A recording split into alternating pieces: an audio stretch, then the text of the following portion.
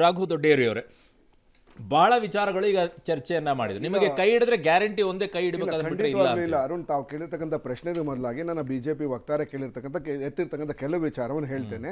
ನಮ್ಮ JDS ವಕ್ತಾರರು ಒಂದು ವಿಚಾರವನ್ನು ಹೇಳಿದ್ರು. ಕಳೆದ ಚುನಾವಣೆಯಲ್ಲಿ ಕಾಂಗ್ರೆಸ್ ಮತ್ತು JDSನ ಅಂದರೆ ತಳ ಹಂತದಲ್ಲಿ ವೋಟರ್ಸ್ಗಳು ಮರ್ಜ್ ಆಗಲಿಲ್ಲ, ಹಾಗಾಗಿ ಬರಲಿಲ್ಲ ಅಂತೇಳಿ ಒಂದು ವಿಚಾರವನ್ನು ಹೇಳ್ತೇನೆ. ಈಗಲೂ ಕೂಡ ಈಗೇನು BJP ಮತ್ತು ಏನು ಆ ಶೀತಲ ಸಮರ ನಡೀತಿದೆ, ಎಸ್ಪೆಷಲಿ ನೀವು ಮಂಡ್ಯ ಮತ್ತು ಹಾಸನ ಭಾಗದಲ್ಲಿ ನೋಡಿ, ಆಲ್ರೆಡಿ JDS ಮತ್ತು BJPಯ ಶೀತಲ ಸಮರ ಆಲ್ರೆಡಿ ಆರಂಭವಾಗಿದೆ. ಇನ್ನು ಚುನಾವಣೆ ಕೊನೆ ಹಂತಕ್ಕೆ ಹೋದಾಗ ರಾಜ್ಯದ ಎಲ್ಲಾ ಭಾಗಗಳು ಹೋಗ್ತದೆ, ಏನೋ ಸಣ್ಣ ಪುಟ್ಟ ಅನುಕೂಲಗಳು ಆಗಬಹುದು. ಆದರೆ ಈ ಲಾಸ್ಟ್ ನಮಗಾದಂಥ ಏನು ಡಿಫರೆನ್ಸಸ್ ಆಯ್ತಲ್ಲ, ಆ ರೀತಿ ಆಗಬಹುದು. ನಿಮಗೂ ಅವರಿಗೂ ಆದಷ್ಟು ಟಗ್ ಆಫ್ ಫಾರ್ ಇವರಿಬ್ಬರ ನಡುವೆ ಆಗಲ್ಲ. ಯಾಕೆಂದ್ರೆ ನೀವಿಬ್ರು ಬದ್ಧ ವೈರಿಗಳು ಫ್ರಮ್ ದ ಬಿಗಿನಿಂಗ್. ಹಳೆ ಮೈಸೂರು ಭಾಗದಲ್ಲಿ ನೀವು ಹಳೆ ಮೈಸೂರು ಭಾಗದಲ್ಲಿ ಬಿಟ್ರೆ ನಿಮಗೆ ಇದು ಏನು ಉತ್ತರ ಕರ್ನಾಟಕ ಭಾಗದಲ್ಲಿ ಅವರ ಪ್ರೆಸೆನ್ಸೇ ಇಲ್ಲ. ಓಕೆ, ಸೊ ಹಾಗಾಗಿ ಈ ಹಳೆ ಮೈಸೂರು ಭಾಗದಲ್ಲಿ ಕೆಲವು ಕಾನ್ಸ್ಟಿಟ್ಯೂನ್ಸಿಗಳಲ್ಲಿ ಆಲ್ರೆಡಿ ಚರ್ಚೆ ನಡೀತಾ ಇದೆ. ಆ ಟಗ್ ಆಫ್ ವಾರ್ ಆಲ್ರೆಡಿ ಶುರುವಾಗಿದೆ. ಏನು ನಮ್ಮ ಮತ್ತೆ ಇವರು ವೈರತ್ವ ಇತ್ತಲ್ಲ, ಆ ರೀತಿ ಆಗೋದಿಲ್ಲ. ಮತ್ತೆ ಆ ವಿಚಾರವನ್ನು ಒಂದು ನಿಮಿಷ ಇರಿ ಅಂತ. ಓಕೆ, ಸೊ ಹಾಗಾಗಿ ಅಷ್ಟು ಬೆನಿಫಿಟ್ ಆಗ್ತದೆ ಅಂತೇಳಿ ನನಗೆ ಅನ್ಸೋದಿಲ್ಲ. ಮೊದಲನೇ ವಿಚಾರ. ಇನ್ನೊಂದು ವಿಚಾರ, ಯಾವಾಗ BJP ಪಕ್ಷ JDS ಜೊತೆ ಕೈ ಜೋಡಿಸ್ತೋ 25+1 26 ಸ್ಥಾನಗಳು ಇಟ್ಕೊಂಡ್ರು ಕೂಡ ಯಾವಾಗ BJP JDS ಜೊತೆ ಕೈ ಜೋಡಿಸ್ತೋ ಆವಾಗಲೇ ರಾಜ್ಯದಲ್ಲಿ ಅವ್ರು ಸೋತಿದ್ದಾರೆ. ಅಂದ್ರೆ ಅರ್ಥ ಅವ್ರು 26 ಸ್ಥಾನಗಳನ್ನು ಗೆಲ್ಲೋದಾಗಿದ್ರೆ ಇಂಡಿಪೆಂಡೆಂಟ್ ಆಗಿ ಹೋಗ್ತಾ ಇದ್ರು. ಅವ್ರು ಇಂಡಿಪೆಂಡೆಂಟ್ ಗೆಲ್ಲಕ್ಕಾಗಲ್ಲ ಅನ್ನೇ ಕಾರಣಕ್ಕೋಸ್ಕರ ಅವ್ರು ಏನ್ ಮಾಡ್ತಾ ಇದ್ದಾರೆ, ಜೊತೆ ಸೇರ್ಕೊಂಡಿದ್ದಾರೆ. ಅದರಿಂದ ಕ್ಲಿಯರ್ ಆಗ್ತಾ ಮಾಡ್ಕೊಂಡಿದ್ದು ಅದೇ ವಿಚಾರ, ಅದೇ ಕಾರಣಕ್ಕೋಸ್ಕರ. ಅಂದ್ರೆ BJP ಇಲ್ಲಿ ಆಲ್ರೆಡಿ ವೀಕ್ ಆಗಿದೆ ಅಂತ ಅರ್ಥ. ಸೊ ರಾಜ್ಯದ ಜನತೆ BJPಯನ್ನ ತಿರಸ್ಕಾರ ಮಾಡಿದ್ದಾರೆ. ಸೊ ಹಾಗಾಗಿ ಕಾಂಗ್ರೆಸ್ JDS ಜೊತೆಗೆ ಸರ್ಕಾರ ಮಾಡಿದಂತ ಸಂದರ್ಭದಲ್ಲಿ ಕಾಂಗ್ರೆಸ್ ವೀಕ್ ಆಗಿತ್ತು, ಅದಕ್ಕೆ JDS ಆಬ್ವಿಯಸ್ ಆಗಿ ಅಲಯನ್ಸ್ ಆಗೋದು ಅದೇ ಕಾರಣಕ್ಕೋಸ್ಕರ. ನೀವು ವೀಕ್ ಆಗಿದ್ರೆ ಅಂತ ಒಪ್ಕೊಳ್ತಾ ಇದ್ದೀರಾ? ಅವಾಗ ವೀಕ್ ಆಗಿದ್ವಿ ನಾವು, ಎಸ್ ಒಪ್ಕೊಳ್ತೇನೆ ನಾನು. ಸೊ ಈ ಕಾರಣದಿಂದ ಒಂದು ನಿಮಿಷ. ಸೊ ಆ ಕಾರಣದಿಂದ ಈಗ BJP ಏನು ಅವ್ರು ಅನ್ಕೊಂಡಿದ್ದಾರೆ, ಹಾಗಾಗಿ ರಾಜ್ಯ ಜನತೆ ಅವ್ರು ಆಲ್ರೆಡಿ ತಿರಸ್ಕಾರ ಮಾಡಿರೋದ್ರಿಂದ ಸೊ ಅವ್ರು ಮತ್ತೊಮ್ಮೆ 22-20 ಸ್ಥಾನಗಳು ಗೆಲ್ಲೋದು ಸಾಧ್ಯತೆ ಇಲ್ಲ. ಮತ್ತೆ ಎರಡನೇ ವಿಚಾರ, ನಮ್ಮ BJP ಒಂದು ಏನು ತರ್ಕವಿಲ್ಲದ ಒಂದು ಪ್ರಶ್ನೆಯನ್ನು ಎತ್ತಿದ್ರು. DK ಸುರೇಶ್ ಅವರು ಏನನ್ನ ಒಂದು ದೇಶ ವಿಭಜನೆ ಬಗ್ಗೆ ಮಾತಾಡಿದ್ದಾರೆ ಅಂತೇಳಿ ಒಂದು ಪ್ರಶ್ನೆಯನ್ನ ಕೇಳ್ತೇನೆ. ಒಂದು ಕಾಲದಲ್ಲಿ ಚುನಾವಣೆಗೆ ಮೊದಲು ಇಡೀ ದೇಶ ಕರ್ನಾಟಕ ಒಂದು ರಾಷ್ಟ್ರವಾಗಿದ್ದದನ್ನ ಒಕ್ಕೂಟ ವ್ಯವಸ್ಥೆಗೋಸ್ಕರ ರಾಷ್ಟ್ರವನ್ನು ತ್ಯಾಗ ಮಾಡಿ ರಾಜ್ಯದ ಸ್ಥಿತಿಗೆ ಬಂದು ನಾವು ನಮ್ಮ ಬೆವರಿನ ಹಣದಲ್ಲಿ 6.7 ಲಕ್ಷ ಕೋಟಿ ತೆರಿಗೆನ ಕೇಂದ್ರಕ್ಕೆ ಕಟ್ತಾ ಇದ್ದೇವೆ. ಅದನ್ನ ನಾವು ಬರ್ತಾ ಇರ್ತಕ್ಕಂಥದ್ದು. ಹೌದು, ಕರ್ನಾಟಕ ಮೈಸೂರು ರಾಜ್ಯ ರಾಷ್ಟ್ರವಾಗಿತ್ತು. ದಯವಿಟ್ಟು ಅದನ್ನು ತಿಳ್ಕೊಳ್ಳಿ. ಈ 1947ರ ಮೊದಲು ಒಂದು ರಾಷ್ಟ್ರವಾಗಿತ್ತು. ಸ್ವತಂತ್ರ ರಾಜ್ಯ ಅಲ್ಲ, ಸ್ವತಂತ್ರ ರಾಷ್ಟ್ರವಾಗಿತ್ತು ಕರ್ನಾಟಕ. ನೀವು ರೆಫರ್ ಮಾಡಿ,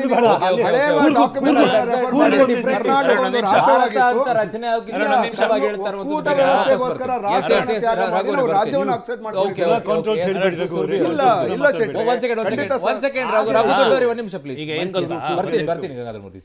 ಕಾಂಗ್ರೆಸ್ ಅವರು ಒಂದೊಂದು ಬಾರಿ ಈ ತರ ಒಂದು ಅಲ್ಟ್ರಾ ಲೆಫ್ಟ್ ಸ್ಟೇಟ್ಮೆಂಟ್ಸ್ ಮಾಡ್ತಾರಲ್ಲ, ನನಗೆ ನಿಜವಾಗ್ಲೂ ಹೆದರಿಕೆ ಆಗುತ್ತೆ ಒಬ್ಬ ಯೂತ್ ಆಗಿ. ಏನು ನಮ್ಮ ದೇಶ ಯಾವ ರೀತಿಗೆ ಹೋಗ್ತಾ ಇದೆ, ನಮ್ಮನ್ನ ಜಾತಿ ಪ್ರಕಾರವಾಗಿ, ಇದು ನಮ್ಮ ರಾಜ್ಯದ ಪ್ರಕಾರವಾಗಿ, ಎಲ್ಲ ಪ್ರಕಾರವಾಗಿ ಡಿವಿಸಿವ್ ಮಾಡದೆ, ಭಾರತ್ ತೋಡೋ ಮಾಡದೆ ಕಾಂಗ್ರೆಸ್ಸಿನ ಒಂದು DNA ಎಲ್ಲ ಆಗೋಗಿದೆ ಅನ್ನೋದು ನನ್ನ ಒಂದು ಬೇಜಾರ್ತನ ಅಷ್ಟೇ. ಸರ್ದಾರ್ ವಲ್ಲಭಾಯ್ ಪಟೇಲ್ ಅವರ ಪಾರ್ಟಿ ಈ ಥರ ಮಾತಾಡ್ತಿದ್ದಾರೆ ಅಂದರೆ ಇಟ್ ಈಸ್ ವೆರಿ ಸ್ಯಾಡ್. ನಾನು ಏನು ಹೇಳಕ್ಕೆ ಇಷ್ಟಪಡ್ತೀನಿ ಅಂದರೆ, ನೀವು ಇವಾಗ ಈ ವಿಷಯ ನೀವು ಹೇಳಿದ್ದು ನಮ್ಮ ಮೈತ್ರಿ ಬಗ್ಗೆ ನಿಮಗೆ ಯಾಕೆ ಅಷ್ಟೊಂದು ಚಿಂತೆ? ಮಾತಾಡಿ ಮುಗಿಸದ್ ಬಿಡಿ. ಇವಾಗ ಎಷ್ಟು ನಾವು INDI ಅಲಯನ್ಸ್ ಬಂದಾಗ ಏನು ಅದ್ರ ಹೆಸರು, ಅದ್ರ ಬಗ್ಗೆ ಎಲ್ಲರೂ ಮೀಟಿಂಗು, ನಿತೀಶ್ ಕುಮಾರ್ ಹೋದ್ರು, ಮಮತಾ ಬ್ಯಾನರ್ಜಿ ಹೋಗಿ ಕೆಟ್ಟ ಮಾತಾಡಕ್ಕೂ ಶುರು ಆಗೋಗಿದೆ. ಅದು ಏನು ರಾಹುಲ್ ಗಾಂಧಿ ಬಂದಿರೋದು ಇಲ್ಲಿ ಬರೀ ಮೈನಾರಿಟಿ ಅಪೀಸ್ಮೆಂಟ್ ಮಾತ್ರ, ಯಾವ ತರ ಬರ್ತಾ ಇದಾರೆ ಅಂತ ಅದು ಶುರು ಆಯ್ತು. ಎಲ್ಲಿ ಯಾರು ನಿಮ್ಮ ಅಲಯನ್ಸ್ ಪಾರ್ಟ್ನರ್? ನಮ್ಮ ಅಲಯನ್ಸ್ ಪಾರ್ಟ್ನರ್ಸ್ನ ನಾವು ಹೇಗೆ ಅಲಯನ್ಸ್ ಮಾಡಬೇಕು ಅನ್ನೋದನ್ನ ನಾವು ನೋಡ್ಕೋತೀವಿ. ನಮಗ ನಾಯಕತ್ವ ಇದೆ ಅದನ್ನ ಮಾಡೋದಕ್ಕೆ. ನಿಮ್ಮ ಅಲಯನ್ಸ್ ಬಗ್ಗೆ ನೀವು ಯೋಚನೆ ಮಾಡಿ. ಬಟ್ ಅವ್ರು ಮಾತಾಡಲೇಬಾರ್ದು. ಕಾಂಗ್ರೆಸ್ JDS ಮೈತ್ರಿ ಮಾಡ್ಕೊಂಡಾಗ BJP ಮಾತಾಡಲೇಬಾರ್ದು ಅಂತ ಅಲ್ಲ. ಯಾರು ಬಿಜೆಪಿ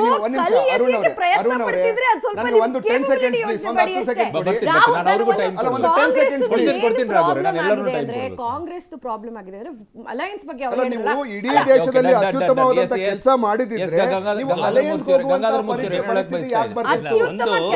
ಮಾಡಿದೀವಿ ನಾವು. Fragile economy, fifth largest economy Narendra Modi ಸರ್ಕಾರ. ಕಾಂಗ್ರೆಸ್ ಸ್ನೇಹಿತರು ಬಹಳ ಲಾಸ್ಟ್ ಚುನಾವಣೆದು ಕಾಂಗ್ರೆಸ್ JDS ಮೈತ್ರಿ ಆಗಿದ್ರು ಕೂಡ ಕಾರ್ಯಕರ್ತರು ಒಂದಾಗಲಿಲ್ಲ, ಇನ್ನೊಂದು ಮತ್ತೊಂದು ಹೇಳಿದ್ರು. ಕಾರ್ಯಕರ್ತರು ಒಂದಾಗಿದ್ರು, ಕಾರ್ಯಕರ್ತರು ಓಟು ಹಾಕಿದ್ರು. ಆದರೆ ನಿಮ್ಮ ಕಾಂಗ್ರೆಸ್ ನಾಯಕರು ಯಾವ್ಯಾವ ತಾಲೂಕು, ಯಾವ್ಯಾವ ಜಿಲ್ಲೆಯಲ್ಲಿ, ಯಾವ್ಯಾವ ಎಂಪಿನಲ್ಲಿ ಯಾರ್ಯಾರು ಸೋಲ್ಸಿದ್ರು ಅಂತ ನೀವೇ ಬರೆದಿಟ್ಕೊಳ್ಳಿ. ಕೋಲಾರದಲ್ಲಿ ಯಾರು ಸೋಲ್ಸಿದ್ರು, ಮೈಸೂರಲ್ಲಿ ಯಾರು ಸೋಲ್ಸಿದ್ರು, ಮಂಡ್ಯದಲ್ಲಿ ಯಾರು ಸೋಲ್ಸಿದ್ರು, ತುಮಕೂರಲ್ಲಿ ಯಾರು ಸೋಲ್ಸಿದ್ರು.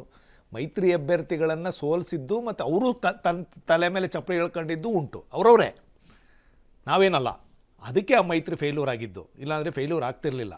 ನೀವು ನಂಬಿಕೆಗೆ ಅರ್ಹ ಇಲ್ಲದೆ ಇರೋ ಒಬ್ಬ ನಾಯಕರುಗಳನ್ನು ಇಟ್ಕೊಂಡು ರಾಹುಲ್ ಗಾಂಧಿ ಅವರು ಎಲ್ಲಿ ಅಧಿಕೃತ ವಿರೋಧ ಪಕ್ಷದ ನಾಯಕರಾಗ್ಬಿಡ್ತಾರೆ, ಅದು ಆಗೋದು ಬೇಡ ಅಂತ ಹೇಳಿ ಇಲ್ಲಿ ನಿಮ್ಮ ತಲೆ ಮೇಲೆ ನೀವು ಚಪ್ಪಲಿ ಹೇಳ್ಕೊಂಡು ನಮ್ಮ ತಲೆ ಮೇಲೂ ಹೇಳಿದ್ರಿ. ಒಂದು ಇವತ್ತಿನ ಪರಿಸ್ಥಿತಿಯಲ್ಲಿ ನೀವು ಯಾವುದೋ ಮಂಡ್ಯದು ಮತ್ತು ಹಾಸನಲ್ಲಿ ಸಣ್ಣ ಪುಟ್ಟದ್ದು ಮಾತಾಡೋವಂಥ ಸಂದರ್ಭದಲ್ಲಿ ಹೇಳ್ತೀರಿ ಮಂಡ್ಯದಲ್ಲಿ ಒಂದಾಗಲ್ಲ, ಒಂದಾಗಲ್ಲ ಅಂತಲ್ಲ. ಮಂಡ್ಯದಲ್ಲಿ ಯಾವ ನಾಯಕರೂ ಕೂಡ ಅವ್ರು ಸ್ಟೇಟ್ಮೆಂಟೇ ಮಾಡಿದ್ದಾರೆ, ಹೈಕಮಾಂಡ್ ತೀರ್ಮಾನ ಮಾಡುತ್ತೆ, ಸೀಟ್ ನಮ್ದಾ ಅವ್ರದಾ ಅಂತ. ತೀರ್ಮಾನ ಆದ ದಿವಸದಿಂದ ಬೆಳಗ್ಗೆಯಿಂದ ನಾವು ಕೆಲಸ ಮಾಡಬೇಕಾಗತ್ತೆ ಅಂತ ಅವರೇ ಸ್ಟೇಟ್ಮೆಂಟ್ ಮಾಡಿದ್ದಾರೆ.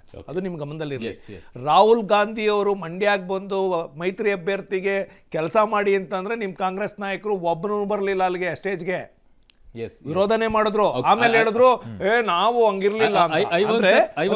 ಒಂದೇ ನಿಮಿಷ ಮುಗಿಸ್ಬಿಡ್ತೀನಿ, ಒಂದೇ ಲೈನು. ಹಾಗಾಗಿ ಕಾಂಗ್ರೆಸ್ಗೆ ಇವತ್ತೇನು 26, 25 ಮತ್ತೊಂದು ಮಾಡ್ತಾ ಇರ್ತಾರಲ್ಲ, 135 ಇರೋರು ಕಾಂಗ್ರೆಸ್ ಇವತ್ತು ನನಗೆ ಗೊತ್ತಿರೋ ಪ್ರಕಾರ ಅವ್ರಿಗೆ ಗ್ಯಾರಂಟಿಗಳೇ ಕೈ ಹಿಡಿಯೋದಾದ್ರೆ 15ಕ್ಕಿಂತ ಹೆಚ್ಚು ಗೆಲ್ಲಬೇಕು. ಆದ್ರೆ ಅವ್ರಿಗೆ ಕಾನ್ಫಿಡೆನ್ಸ್ ಇಲ್ಲ, Ivan sir final comment. Ivan sir, ಕರ್ನಾಟಕದ ಚುನಾವಣೆಯಲ್ಲಿ ಲೋಕಸಭೆಯಲ್ಲಿ ಜನ ನಮ್ಮ ಪರವಾಗಿದ್ದಾರೆ. ಅಭಿವೃದ್ಧಿ, ನೆಮ್ಮದಿಯ ಜೀವನಕ್ಕೆ ಸಾಕ್ಷಿಯಾಗಿರ್ತಕ್ಕಂಥ ಸರ್ಕಾರ ಸಿದ್ದರಾಮಯ್ಯ ಮತ್ತು ಡಿ ಕೆ ಶಿವಕುಮಾರ್ ಕೊಟ್ಟಿದ್ದಾರೆ. ಬಿಜೆಪಿಯಲ್ಲಿ ಅಭಿವೃದ್ಧಿ ಇಲ್ಲ. ಅವರು ಯಾವ ದೃಷ್ಟಿಯಲ್ಲಿ ನೋಡಿ, ಅವರ ನಾಯಕತ್ವನೇ ಇಲ್ಲ. ಕರ್ನಾಟಕ ರಾಜ್ಯದಲ್ಲಿ ಅವ್ರು ಯಾರು ಲೀಡರ್ ಅಂತ ಹೇಳಿ, ಎಲ್ಲ ಟೈರ್ಡ್ ಲೀಡರ್ಸ್ಗಳೇ ಇರೋದು. ಹಾಗಾಗಿ ಕರ್ನಾಟಕದಲ್ಲಿ ಮುಂದೆ ಜನರಿಗೆ ಇರುವಂತಹ option is only Congress, not BJP. ಅವರು ರಾಜ್ಯದ ವಿರೋಧಿಗಳೇ. ಎಲ್ಲ ಎಂಪಿಗಳು ರಾಜ್ಯಕ್ಕೆ ವಿರೋಧವಾಗಿ ಮಾಡಿದ್ದಾರೆ, ರಾಜ್ಯದ ವಿರೋಧವಾದಂತ ನೀತಿ ಮಾಡಿದ್ದಾರೆ. ಹಾಗಾಗಿ ಕರ್ನಾಟಕ ರಾಜ್ಯದಲ್ಲಿ ಅವರಿಗೆ ನಾಯಕತ್ವ ಇಲ್ಲ. ಜನ ಎಲ್ಲರೂ ಗೆಲ್ಲಿಸ್ತಾರೆ. ಅಭಿವೃದ್ಧಿ ಮುಖ್ಯವೇ ಹೊರತು ದೇಶದ ಅಭಿವೃದ್ಧಿ ಎಷ್ಟು ಮುಖ್ಯನೋ ಹಾಗಾಗಿ ಕರ್ನಾಟಕದಲ್ಲಿ ಕಾಂಗ್ರೆಸ್ ಬೆಂಬಲ ಆಗ್ತದೆ. ಆಲ್ಮೋಸ್ಟ್ ಹೆಚ್ಚು ಒಂದು 10-15 ಸೀಟಿಗೆ, ಬಟ್ ಪರ್ಸೆಂಟೇಜ್ ವೋಟ್ಸ್ ಬಿಜೆಪಿಗೆ ಉಂಟಲ್ಲ, ಅದು ಸಿಕ್ಕಾಪಟ್ಟೆ ರೈಸ್ ಆಗ್ತದೆ. ಅದು ಸೀಟಾಗಿ ಹೆಚ್ಚು ಕನ್ವರ್ಟ್ ಆಗುದಿಲ್ಲ, ಯಾಕಂದ್ರೆ ಅದು maximum level, optimal level reach ಆಗಿದೆ.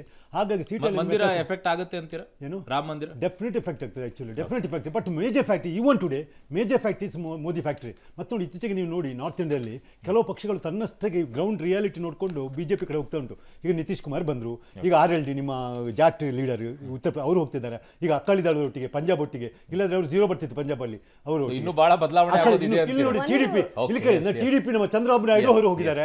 ಸೊ ಬದಲಾವಣೆ ಯಾವ ಕಡೆ ಗಾಳಿ ಬೀಸ್ತಾ ಉಂಟಾ ಆ ಕಡೆ ಜನ ಹೋಗ್ತಾ ಇದ್ದಾರೆ. ದಯವಿಟ್ಟು ಕ್ಷಮೆ ಇರಲಿ, ನನ್ನ ಸಮಯ ಮುಗಿತಾ ಇದೆ. ತುಂಬಾ ಧನ್ಯವಾದಗಳು ಕಾರ್ಯಕ್ರಮದಲ್ಲಿ ಭಾಗವಹಿಸಿದ್ದಕ್ಕೆ. ಇದೊಂದು ಜಸ್ಟ್ ಸಿಂಪ್ಟಮ್ಸ್ ಅನಿಸ್ತಾ ಇದೆ ಈ ಸಮೀಕ್ಷೆ. ಇನ್ನೂ ಗೊತ್ತಿಲ್ಲ, ಹೋಗ್ತಾ ಹೋಗ್ತಾ ಬೇರೆ ಬೇರೆ ಸಮೀಕ್ಷೆಗಳು ಬರುತ್ತೆ, ಹೇಗೆ ಪರಿಣಾಮ ಬೀರುತ್ತೆ ಅನ್ನೋದನ್ನ ಕಾದ್ ನೋಡೋಣ.